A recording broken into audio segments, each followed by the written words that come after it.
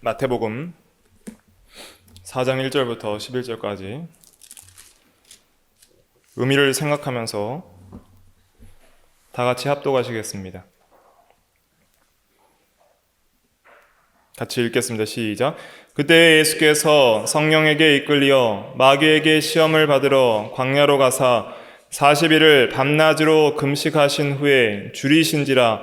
시험하는 자가 예수께 나와서 이르되 내가 만일 하나님의 아들이거든 명하여 이 돌들로 떡덩이가 되게 하라. 예수께서 대답하여 이르시되 기록되었으되 사람이 떡으로만 살 것이 아니요 하나님의 입으로부터 나오는 모든 말씀으로 살 것이라 하였느니라 하시니, 이에 마귀가 예수를 거룩한 성으로 데려다가 성전 꼭대기에 세우고 이르되 내가 만일 하나님의 아들이거든 뛰어내리라. 기록되었으되 그가 너를 위하여 그의 사자들을 명하시리니 그들이 손으로 너를 받들어 발이 돌에 부딪히지 않게 하리로다 하였느니라. 예수께서 이르시되 또 기록되었으되 주 너의 하나님을 시험하지 말라 하였느니라 하시니, 마귀가 또 그를 데리고 지극히 높은 산으로 가서 천하 만국과 그 영광을 보여 이르되 만일 내게 엎드려 경배하면 이 모든 것을 내게 주리라. 이에 예수께서 말씀하시되 사탄아 물러가라. 기록되었으되 주 너의 하나님께 경배하고 다만 그를 섬기라 하였느니라. 이에 마귀는 예수를 떠나고 천사들이 나와서 수종드니라. 아멘. 이 시간 말씀의 제목은 예수께서 시험을 이기심입니다. 예수께서 시험을 이기심이라는 제목으로 하나님의 말씀을 증거하겠습니다. 첫째로는 예수님께서 광야에서 마귀에게 시험을 받으셨습니다. 1절부터 보면 그때 예수께서 성령에게 이끌려 마귀에게 시험을 받으러 광야에 가사 40일을 밤낮으로 금식하신 후에 줄이신지라 그랬습니다. 예수님께서 왜 시험을 받으셨을까요? 먼저 예수님께서 시험 받으신 이유를 알아야 됩니다. 예수님은 감히 누구도 시험하실 수 없는 하나님이십니다. 하나님의 아들이십니다. 그리고 예수님은 전능하시기 때문에 감히 누구도 자기를 시험하지 못하도록 막으실 수도 있었습니다. 마귀가 자기에게 접근하지 못하도록 아예 막으시고 마귀를 물리치실 수도 있었는데, 예수님께서는 친히 시험을 받으신 것입니다.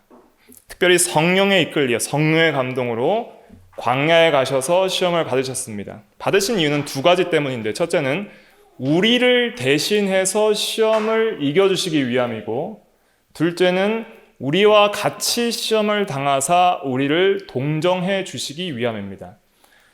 그래서 아무도 마귀의 시험을 제대로 이긴 사람이 없었는데 예수님께서 친히 대신 이기사 그 예수님의 권능을 우리에게 주셔서 우리도 예수 그리스도의 능력을 힘입어 마귀를 이기실 수 있도록 하시기 위하여 대신 싸워 이겨주신 것입니다.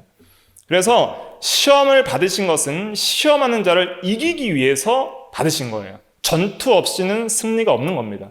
그래서 친히 전투에 임하신 것입니다.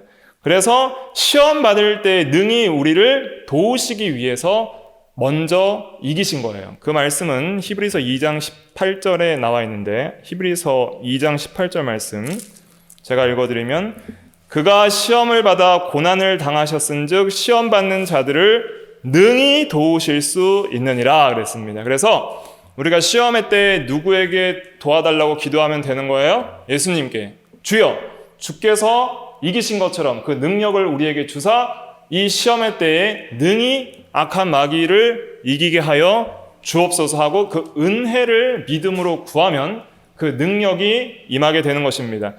둘째로 시험 받으신 이유는 우리의 연약함을 경험하시고 우리를 동정하시기 위해서 시험을 받으신 것입니다. 그 말씀은 히브리서 4장 15절에 있습니다. 한번 찾아보세요. 신약성경 356페이지.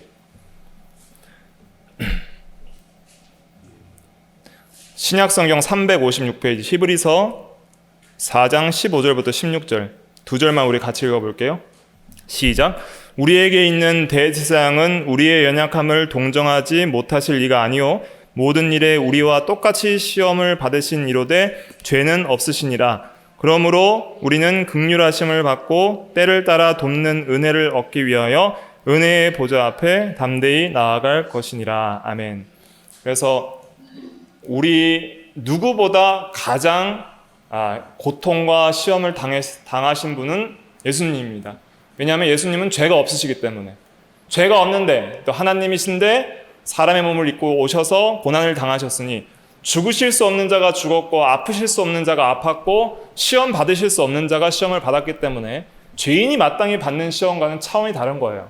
그리고 모든 죄인들, 모든 택한 백성들을 대신해서 받으신 거기 때문에 가장 큰 시험과 고난을 예수님께서 당하셨기 때문에 누구도 나는 너 정도의 시험은 동정 못하겠다 하는 그런 시험이 없어요. 예수님께는 모든 사람들의 어려움과 시험과 고난을 다 이해하시고 경험하시고 동정하시고 위로하실 수 있는 분이 바로 예수님입니다. 그래서 우리는 은혜를 얻기 위해서 날마다 은혜를 구하고 주님께 나아가야 하는 것이죠. 그래서 시험 받으신 이유는 두 가지였고 시험을 이기는 비결, 그것은 무엇이었는가? 기도입니다. 예수님께서 며칠간 기도하셨냐면 40일간 기도하셨습니다. 기도를 통해서 능력을 받아야지 시험을 이길 수 있습니다. 그래서 예수님께서는 시험에 들지 않게 깨어 뭐하라 하셨죠? 기도하라 그랬습니다. 그러나 제자들은 기도하지 않았기 때문에 시험의 때에 넘어지고 말았습니다. 그러나 예수님께서는 십자가라는 그 큰 고난의 시험을 땀방울이 핏방울이 되도록 기도하시는 그 기도를 통해서 기도 가운데 주시는 하나님의 은혜와 능력을 받아서 시험을 능히 이길 수 있었던 것입니다. 그러므로 예수님은 기도 안 하셔도 되는 하나님이에요. 그러나 우리에게 기도의 본을 보이시기 위해서 인간으로서 인간은 마땅히 기도해야 된다 하는 것을 가르쳐 주신 거예요. 친히. 나처럼 이제 너희들도 기도해라. 그래야 시험을 이길 수 있다. 그렇게 가르쳐 주신 것입니다. 특별히 기도 가운데 나아갈 때 어디로 갔어요? 광야로 나아갔습니다. 광야는 어디이냐면 하나님과 홀로 있는 곳이 광야예요. 다른 의지할 것이 아무것도 없고 하나님밖에 의지할 곳이 없는 그곳이 바로 광야입니다. 그래서 이 광야와 같은 곳에, 특별히 또 골방과 같은 곳에 하나님만을 찾는 그 자리에 나아가서 우리가 모든 세상을 향한 문을 닫고, 마음의 문을 다 닫고 하나님만을 의지할 때에, 그때에 시험을 능히 이길 수 있는 권능이 하나님께로부터 주어지는 것입니다.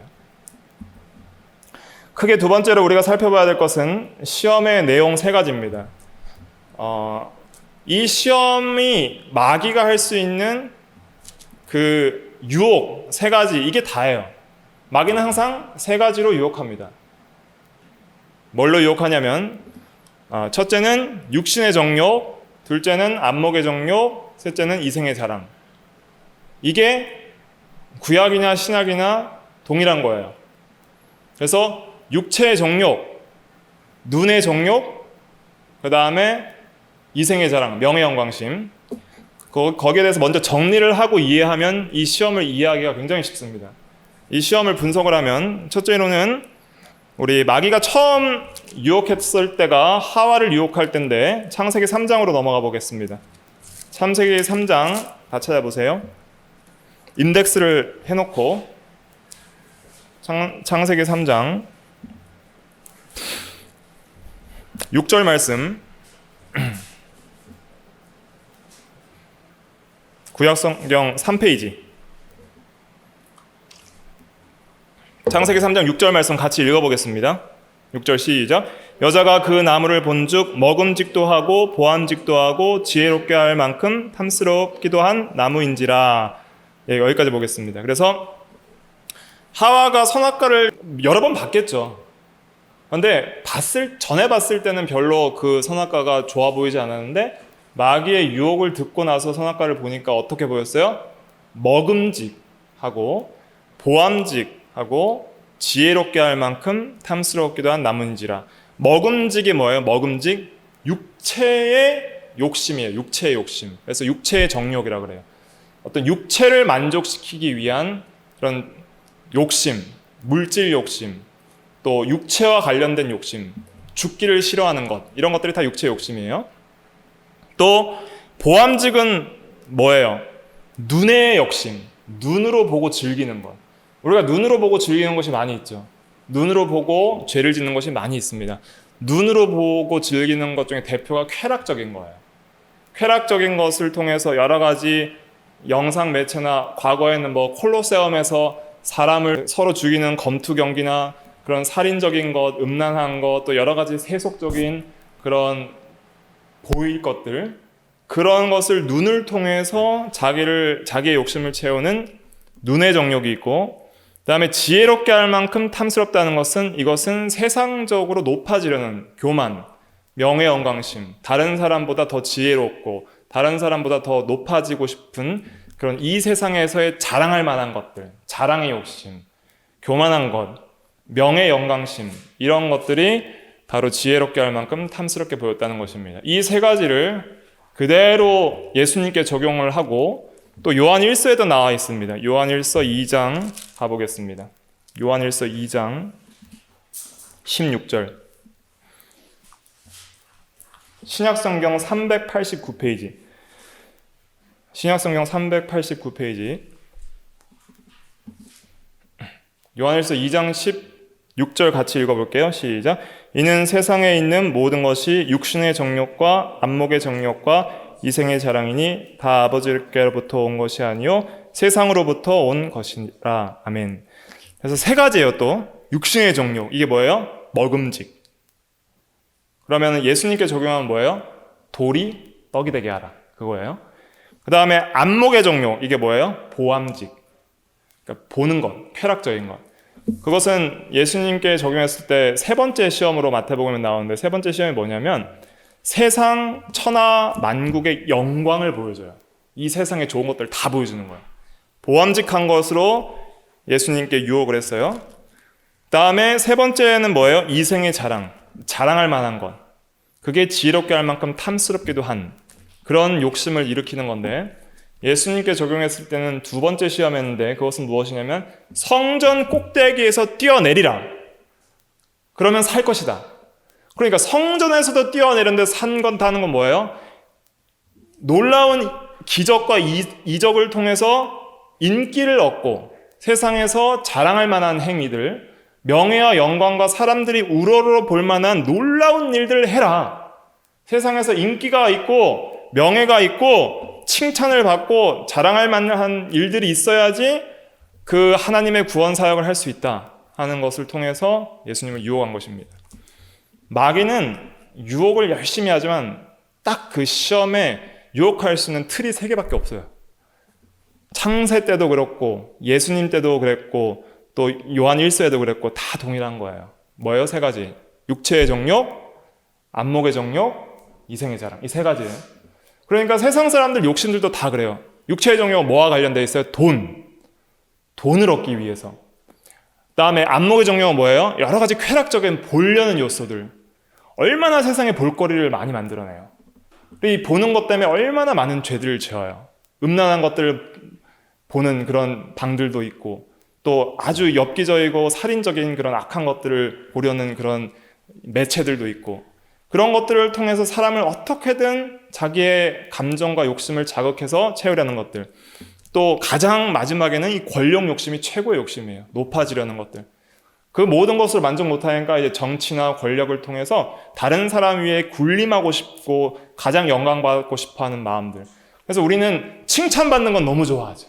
사람들이 나를 칭찬하면 너무 좋아하고 우쭐대고 뭔가 어깨가 올라가고 하는데, 누군가 나를 욕하거나 나를 깔아뭉개거나 하면은 우리는 겸손해지기를 너무 싫어하는 것이 바로 그것이 명예 영광심이 다 있기 때문입니다. 그런 3가지로 항상 유혹을 하는 것을 이스라엘 백성들은 항상 졌고 또 성도들은 많은 경우에서 넘어졌지만 그러나 예수님께서 단번에 마귀의 시험을 이기심으로 우리에게 능히 그 시험을 이길 능력을 주시기 위해서 친히 시험을 받으신 거예요. 어떻게 감히 마귀라는 존재가 예수님을, 살아계신 하나님의 아들을 시험할 수 있겠어요?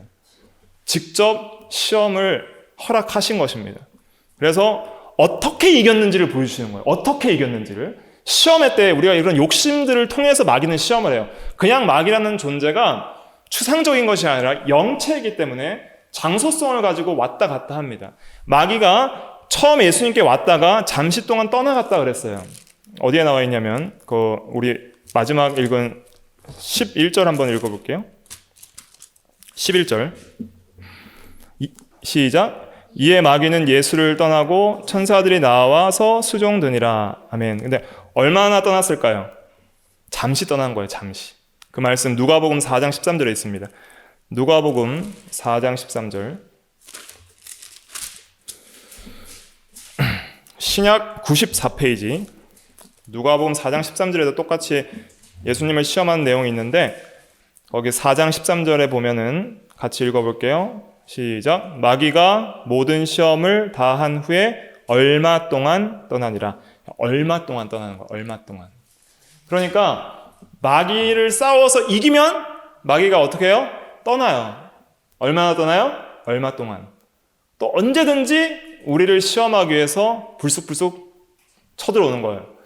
그럴 때 우리는 어떻게 시험하는지 전략을 알아야 돼요. 마귀의 전략은 뭐예요? 세 가지로 우리를 넘어지게 하는 거예요. 욕심을 계속. 마귀의 전략은 우리에게 욕심을 불러일으키는 유혹의 전략을 쓰는 거예요. 그러니까 유혹을 우리가 안 받으면 돼요. 그러니까 내가 힘이 없어서 넘어졌다 이렇게 말을 하면 안 돼요. 내가 유혹을 받아서 받는 건 내가 결정하는 거예요. 유혹받는 건 내가 결정하는 거예요. 마귀가 유혹했을 때 마귀야 물러가라 하고 대적을 하고 사탄아 물러가라 하고 대적을 하고 싸우면은 이길 수 있는데 마귀가 유혹했을 때 내가 그 유혹에 동의하면은 그 유혹에 넘어가서 죄를 짓는 거예요. 그렇기 때문에 이 세 가지로 항상 우리를 유혹한 다음 세 가지에 대해서 계속 경계를 해야 돼요. 물질의 욕심, 육체의 욕심, 또 눈의 욕심, 쾌락적인 요소. 쾌락을 다 포함하는 거예요. 눈의 욕심은. 그 다음에 명예 영광심, 교만한 마음, 이생의 자랑. 이 세 가지가 유혹을 하는데 그럼 예수님께서는 어떻게 이기셨는가? 첫 번째부터 살펴보도록 하겠습니다. 4장 4절 말씀, 3절부터 4절까지 첫 번째 시험인데 같이 읽어보겠습니다. 3절 4절 말씀 시작. 시험하는 자가 예수께 나와서 이르되 내가 만일 하나님의 아들이거든 명하여 이 돌들로 떡덩이가 되게 하라. 예수께서 대답하여 이르시되 기록되었으되 사람이 떡으로만 살 것이 아니요 하나님의 입으로부터 나오는 모든 말씀으로 살 것이라 하였느니라 하시니. 아멘. 자, 예수님께서 뭘로 이기셨는가? 말씀으로 이기시는 거예요. 말씀으로. 그러니까 정확하게 이 마귀를 대적할 하나님의 말씀을 예수님은 안에 가지고 계시는 거예요. 그리고 그 말씀이 필요할 때 생각이 나서 기록되었으되 이걸로 이기는 거예요. 기록되었으되 하나님의 말씀이 이러하라 하였느니라 이렇게 하면은 마귀가 지는 거예요. 근데 이 말씀이 없으면 마귀의 그 유혹에 넘어가게 되는 거예요. 하와가 그랬잖아요. 하나님의 말씀에 선악과를 따먹는 날에는 정령 죽으리라 그랬는데 마귀가 유혹할 때 정말 따먹지 말라고 했니? 했을 때에 이 따먹으면은 죽을까 하노라. 그렇게 말씀을 정확하게 기억을 못하는 거예요. 정확하게 기억 못할 때는 유혹에 넘어가는 거예요. 그래서 진리에 굳게 서지 않으면 우리가 마귀의 시험을 온전히 대적할 수 없습니다. 그런데 보통 마귀의 첫 번째 시험이 뭐냐면 물질 시험이에요. 항상 이 물질의 시험으로 많은 사람들을 넘어뜨리게 됩니다. 예수님께서 지금 가장 힘든 상황은 뭐예요? 40일 동안 금식하신 후에 2절에 보니까 뭐 하신지라? 줄이신지라. 배가 너무 고프신 거예요. 너무 고프신데 그때 마귀가 그 배고픈 것을 가지고 넘어지게 하는 거예요. 적당히 뭐 한 끼 굶는 이 정도가 아니잖아요. 40일을 굶었어요. 그러면 정말 뭐 안 먹으면 죽을 수도 있겠는데 하는 그런 목숨의 위협을 느낄 정도의 어떤 시험과 고난 가운데 있다고 생각을 해보세요. 당장 뭘 안 먹으면 죽어요. 근데 마귀가 와서 너 지금 당장 안 먹으면 죽어. 급하니까 빨리 이 돌이라도 떡이 되게 해서 먹어라. 그래야 너가 살지 않겠느냐. 그렇게 유혹을 하는 거예요. 예수님께서 돌이 떡이 되게 할 수 있어요? 없어요? 할 수 있어요. 능력이 있어요. 그런데 왜 하지 않으셨어요? 하나님의 뜻이 아니기 때문이에요. 우리가 할 수 있다고 마음대로 살면 안 됩니다. 하나님의 뜻을 찾아야 돼요. 그리고 그 뜻은 어떻게 분별하냐면 양심을 통해 일반적으로 분별이 돼요. 양심을 통해. 양심은 마음에 새겨진 하나님의 율법이에요. 그것을 통해서 양심을 통해 분별되고 말씀을 통해 분별되고 성령의 감동을 통해서 분별이 돼요. 하나님 아버지께서 지금 돌이 떡이 되어서 마귀 말대로 따라서 먹게 하는 게 하나님 뜻이에요? 아니에요? 아닌 거예요. 할 수는 있지만 안 하는 거예요. 그래서 하나님의 뜻이 아니고 하나님의 선하신 계획대로 하는 것이 아니기 때문에 예수님께서는 할 수 있지만은 안 하시는 거예요. 그러면서 마귀를 대적하되 뭘로 대적하냐면 사람이 떡으로만 살 것이 아니요 하나님의 입으로부터 나오는 모든 말씀으로 살 것이라 이걸 말씀해 주셨어요. 이것을 통해서 사람이 단순히 육체의 생명으로만 사는 게 아니라는 것을 가르쳐 주는 거예요. 우리 사람에게 있어서 영혼이 중요해요? 육체가 중요해요? 영혼이 중요한 거예요. 왜냐하면 영혼 없는 몸은 뭐예요? 죽은 거라 그랬어요. 영혼이 떠나는 즉시 육체의 생명과 영혼의 생명은 다 하나님께 있지만 육체의 생명은 영혼이 육체 안에 있을 때만 보존되는 거예요. 영혼이 떠나는 그 즉시 뭐가 죽어요? 육체가 죽는 거예요. 그런데 영혼이 내 육체 안에 있다 하더라도 그 영혼이 먼저 살아나고 영혼이 건강하지 못하면은 육체가 아무리 건강해도 그것은 죽은 것 같다 그랬어요. 그래서 향락을 좋아하는 자는 살았으나 죽었느니라. 몸이 살아도 영혼이 죽은 자는 죽은 것 같은 거예요. 그러나 나사로가 몸이 죽었을 때 예수님께서 나사로에 대해서 뭐라 그랬어요? 그가 자느니라 그랬어요. 그러니까 영혼이 산 자들에 대해서 하나님은 그들은 살아있다라고 보시는 거예요. 그렇기 때문에 영혼이 사는 것이 더 중요합니다. 영적 생명이 살아나는 것이 더 중요해요. 그래서 우리가 이 세상을 살아갈 때 돈으로 사는 것 같고 육체에 먹을 거로 사는 것 같지만 사실은 하나님의 말씀으로 사는 것이 첫째입니다. 하나님의 말씀을 순종하는 것이 1번이에요. 그것만 하면 육신의 것은 하나님께서 다 주십니다. 근데 이 말씀을 오해하는 사람들이 있어요. 어떻게 오해하냐면 하나님 말씀대로 사는 것만 하면 다 주신다. 그러니까 하나님 이런 건 뭐냐? 교회 일이다. 교회 일만 하는 거예요. 교회 일만. 집에 밥도 안 하고 일도 안 하고 애도 안 돌보고 교회에 와서 기도만 하고 교회 일만 하고 교회 봉사만 하고 그거는 하나님 말씀대로 하는 게 아니에요. 데살로니가서 3장에 뭐라 그랬냐면 일하기 싫거든 뭐 하지 말라? 먹지도 말라. 하나님의 말씀대로 사는 사람은 매일의 삶 속에서 충성을 다하여 최선을 다해 일하는 사람입니다. 6일 동안 안식일은 쉬라 그랬죠. 6일 동안 뭐 하라? 힘써 일하라 그랬어요. 그런 계명들이 있어요. 근데 그런 계명들은 전혀 생각하지 않고 하나만 생각하고 다른 계명들은 생각을 안 하는 거예요. 그러니까 이상한 데로 빠지는 거예요. 이상한 신앙이 되는 거예요. 그런 신앙이 되면 안 됩니다. 그래서 하나님의 입으로 나오는 모든 말씀으로 사는 사람은 일상 육신적으로 내가 해야 될 일도 어떻게 하는 사람이에요? 열심히 하는 사람이에요. 게으르지 않게, 부지런하게, 놀지 않고 힘있게 하는 사람들이 하나님의 말씀대로 사는 사람들의 특징이에요. 그래서 먼저 그의 나라와 그의 의를 구하면서 하나님의 말씀에 순종하면서 말씀을 어기면서까지 육신을 위해서 살지는 않는 거예요. 이해되시죠?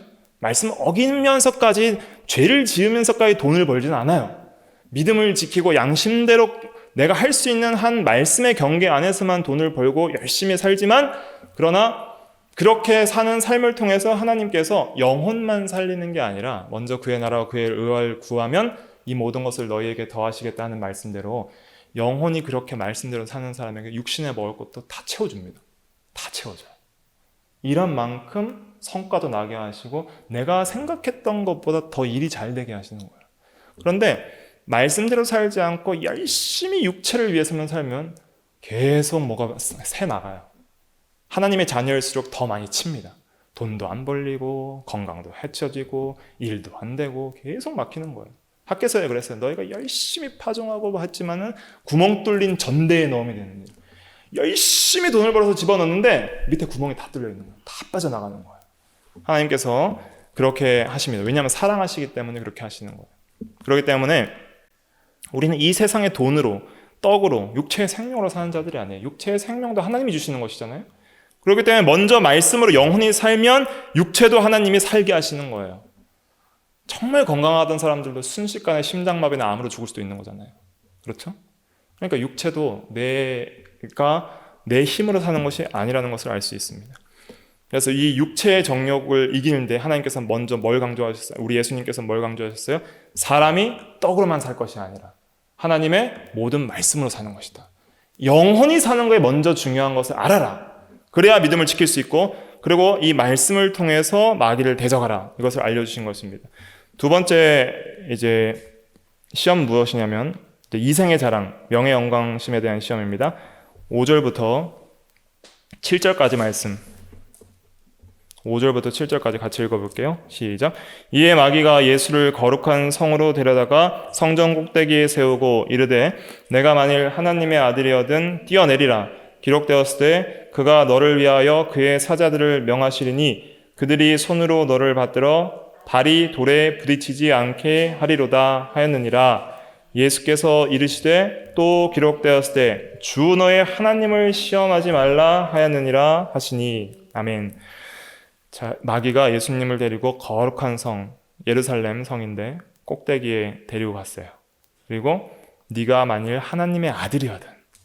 이 말은 뭐냐면 네가 사람들에게 하나님의 아들이여 라고 이렇게 칭찬과 영광과 존귀를 받아 인기를 얻어서 너가 하려는 일을 성공하려면 인기가 있어야 되지 않겠느냐.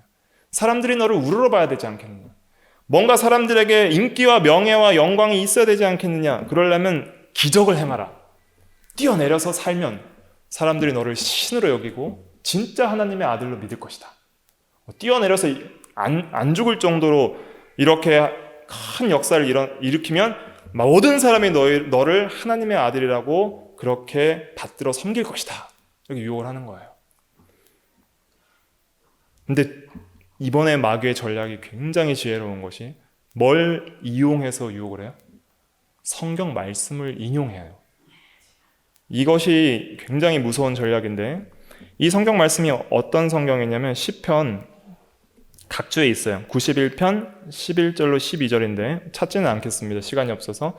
거기에 보면은 하나님께서 경건하게 사는 사람들에게 너를 위하여 천사들을 명령하사 모든 길에서 너를 지키게 하시고 그들의 손으로 너를 붙들어 발이 돌에 부딪히지 않게 하리로다. 그래서 전염병에서부터 지켜주시고 모든 환난에서 지켜주시고 천사들을 통해서 믿음으로 하나님을 의지하며 사는 사람들을 이렇게 지켜주시겠다고 그 보호의 약속을 해주셨어요. 근데 그 약속의 말씀을 들어서 뭐 하는 거예요? 예수님을 미워하는 거예요. 그래서 이걸 통해서 우리가 주의해야 될 것이 있습니다. 성경 말씀을 든다고 해서 다 바로 말하는 것은 아니다. 이걸 깨달아야 돼요. 이단들도 뭘 통해서 미혹을 해요? 성경을 통해서 미혹하는 거예요. 특징이 뭐냐면 자기가 미혹하고자 하는 한 구절만 딱 붙잡고 잘못 적용하거나 잘못 해석해서 미혹을 해요. 예를 들면 우리가 신천지 같은 경우도 다른 보혜사에 굉장히 집중을 하거든요. 다른 보혜사. 보혜사는 예수님이다. 다른 보혜사를 예수님이 보내주신다 그랬다. 그럼 그 다른 보혜사는 누구를 가리키는 거예요? 성령을 가리키는 거예요. 성령. 근데 그 다른 보혜사가 누구를 하는 거예요? 이만희 나다. 그렇게 얘기를 하는 거예요. 그러니까 완전히 다른 적용과 해석을 통해서 사람들이 휙 넘어가도록 그렇게 말을 하는 겁니다. 일제 신사참배할 때도 교회가 나서서 신사참배하라 그랬어요. 교회가 나서서. 왜 하라 그랬어요? 로마서 13장 1절에 보면 모든 권세는 하나님께로부터 났다. 이 말이 있거든요. 그러니까 지금 일제가 우리의 권세니까 그 권세에 복종하는 것이 성경 말씀 순종하는 거다. 그리고 다 절하는 거예요. 지금 이렇게 절하를 한 것처럼. 그래서 신사참배, 목사 장로들이 나서서 신사참배 시킨 거예요. 그러니까 다만 하나님께만 경배하라.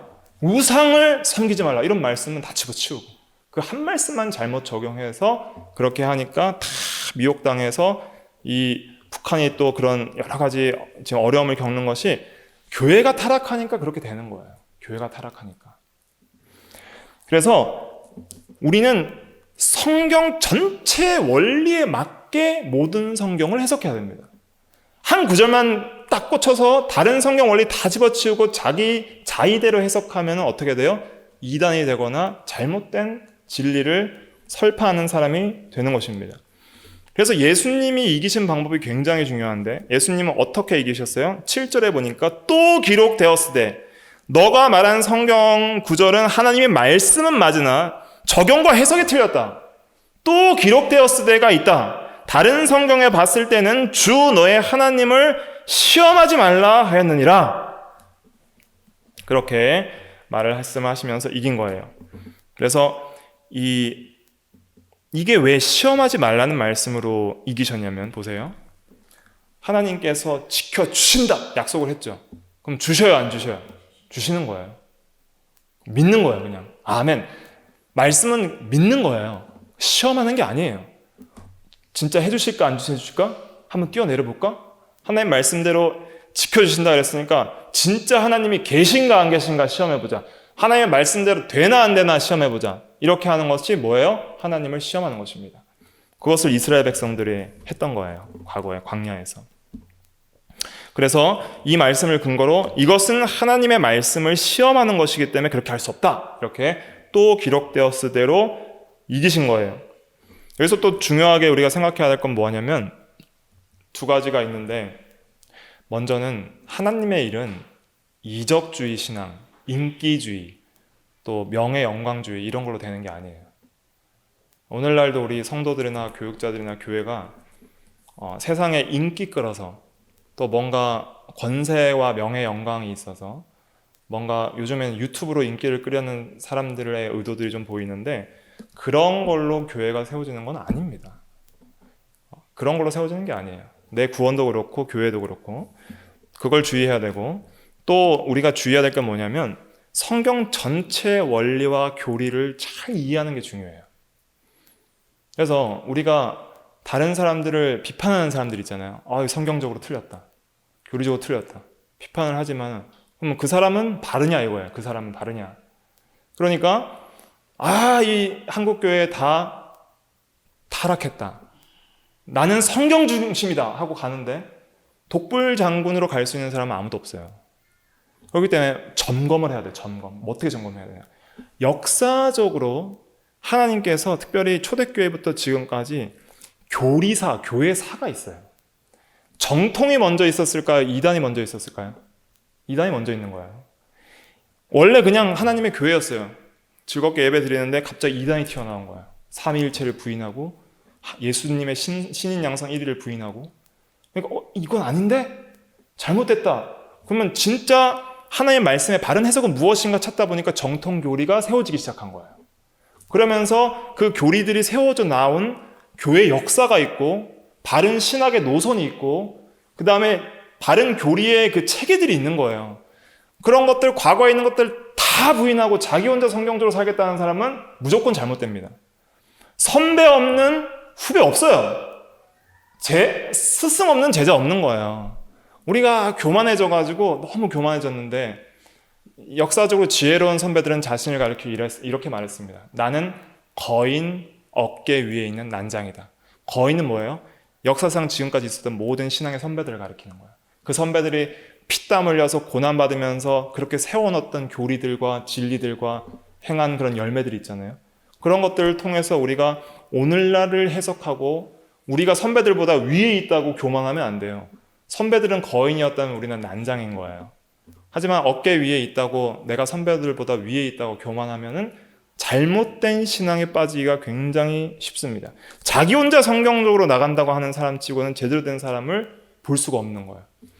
교회사적으로 교리사적으로 하나님의 섭리 가운데 어떤 해석이 가장 성경적인 해석인지 하나님이 지혜로우신 하나님이기 때문에 우리에게 많은 유산들을 남겨주셨어요. 너무나 많은 유산들을 남겨줬는데 문제는 뭐냐면 그것들을 공부하지 않고 깨달으려 하지 않고 믿으려 하지 않고 순종하려 하지 않으니까 자기 혼자 독단적으로 나아가서 바로 한다 하지만 그 사람조차도 바로 못된 사람이 되어버리는 거예요. 그렇기 때문에 뿌리 없는 사람들을 경계해야 됩니다. 그 사람의 노선이 어디인가, 어느 신학과, 어느 신앙을 따르는가 그걸 점검해야 되는 거예요. 당신의 신앙 노선은 어디입니까? 어떤 파의 신앙을 따르고 어떤 것이 가장 교회 역사 중에 정통 교리를 정통 교리의 줄기가 어디라고 생각을 하십니까? 그것들을 점검하고 나의 신앙을 그런 여러 가지 교회 역사와 또 교리를 통해서 점검해서 신앙을 세워나가는 것이 중요합니다. 오늘날 그런 것들이 없으니까 교리 없는 신학, 교리 없는 교회, 자기 마음대로 해석을 하는 거예요. 자기 마음대로. 자기가 제일 잘났다고 그러는 거예요. 그런 사람이 어디 있어요? 저는 저조차도 아직 모르는 것들이 너무 많고 잘날 게 없는 거예요. 개혁교회는 날마다 뭐 하는 교회예요? 날마다 개혁되는 교회예요. 개혁교회는 날마다 말씀과 성령으로 계속 자기를 개혁시키는 교회가 개혁교회입니다. 그게 장로교회고 그런 신앙의 뿌리를 이제는 다 벗어버렸어요. 여기서 중요하게 생각해야 될 것은 예수님은 완벽하신 인간이지만은 우리는 완전한 인간이 아니에요. 완전한 인간은 하나도 없어요, 이 세상에. 그 어떤 인간도 예수님 외에는 완벽한 인간이라고 하고 추정할 수 있는 사람조차 없는 거예요. 그렇기 때문에 어떤 사람이든지 추정하거나 영웅을 만들거나 그 사람을 무조건적으로 하나님처럼 숭배해서도 안 되고 따라가서도 안 되고 자기 신앙으로서 말씀 위에 하나님 앞에서 자기가 서는 것이 가장 중요합니다. 자기가 하나님 앞에서 말씀대로 성령의 감동대로 자기 신앙으로 서지 못하면 휘떡휘떡 넘어가는 거예요. 이 사람이 이렇게 말하면 그게 맞는가 보다 따라가고 이 사람이 말하면 그게 맞는가 보다 따라가는 거예요. 자기 양심과 성령의 감동과 신앙 양심과 또 배운 바 깨달은 진리가 표준이 되고 예수님이 표준이 되고 교회적으로 바른 정통 신앙의 선배들의 역사가 우리의 삶의 지혜가 돼서 그걸 적용시켜서 판단해 나가는 그런 성도가 될 때에 이 너무 미혹이 많은 시대이기 때문에 너무 미혹이 많은 시대라서 그렇게 우리가 주의하고 깨어서 열심히 노력하지 않으면 쉽게 속을 수 있는 거예요. 그러니까 우리가 또 가라사대, 성경 전체의 원리, 또 교회 역사의 신앙 고백들 이런 면에 있어서 잘 배우고 힘을 쓰는 것이 중요한 시대가 되었다 하는 것을 기억하고 거기에 있어서 게으르지 않는 우리가 다 되어야 되겠습니다. 세 번째 유혹은 뭐냐면 그 안목의 정욕이에요. 8절부터 10절까지 같이 읽어보겠습니다. 8절부터 10절 시작. 마귀가 또 그를 데리고 지극히 높은 산으로 가서 천하 만국과 그 영광을 보여 이르되 만일 내게 엎드려 경배하면 이 모든 것을 내게 주리라. 이에 예수께서 말씀하시되 사탄아 물러가라. 기록되었으되 주 너의 하나님께 경배하고 다만 그를 섬기라 하였느니라. 아멘. 마귀가 천하 만국의 영광을 보여줬어요. 이걸 다 얻으면 너무나 즐겁겠다. 그런데 그 영광을 보여주면서 만일 내게 한 번 엎드려 경배하면 여러 번도 아니에요. 한 번만 엎드려서 경배하고 나를 우상 숭배하면 이 모든 천하 만국의 영광을 다 너에게 주리라. 이렇게 유혹을 했습니다. 그래서 우리는 항상 한 말씀만 어겨라 이렇게 유혹을 해요. 한 말씀만 어기면 네가 이 세상의 천하 만국의 영광 좋은 것들 얻을 수 있다. 다는 아니더라도 조금은 얻을 수 있다.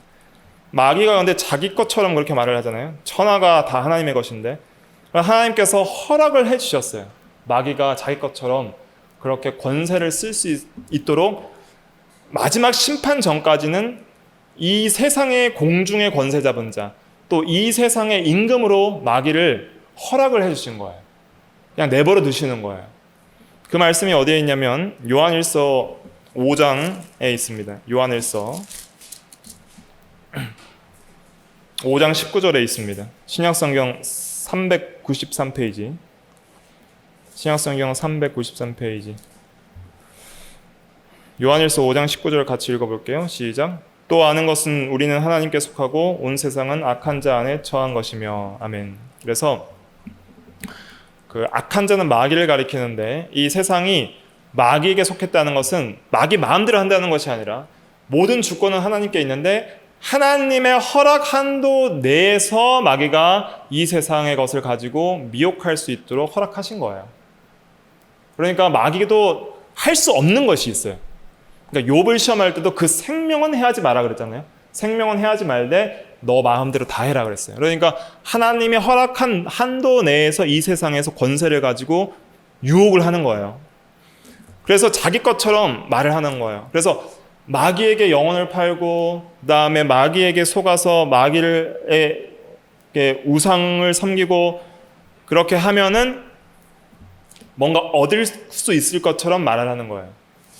이것을 우리가 이제 우리의 삶에 좀 적용을 해보면 좀 쉽게, 우리가 진짜 마귀가 눈에 보여서 절하고 그러지 않잖아요. 근데 여기서 절하라는 말씀 뭐냐면 말씀 하나 어기라는 거예요. 말씀 하나 어기고 양심 한 번 어기라는 거예요.